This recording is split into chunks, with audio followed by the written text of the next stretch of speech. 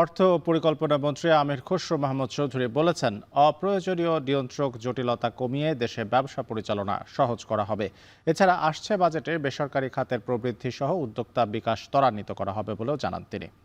বুধবার সন্ধ্যায় রাজধানীতে ঢাকা ফোরাম ইনিশিয়েটিভের প্রি বাজেট গোলটেবিল বৈঠকে অর্থমন্ত্রী আরও বলেন, বাংলাদেশের ভবিষ্যৎ অর্থনৈতিক অগ্রগতির জন্য সৃজনশীল অর্থনীতি, কৃত্রিম বুদ্ধিমত্তা সহ সম্ভাবনাময় খাতে গুরুত্ব দেওয়া হবে।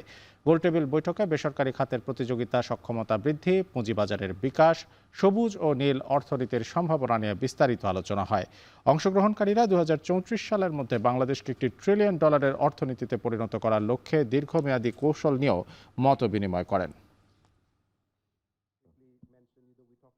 Bangladesh gradually have become over-regulated to protect those people.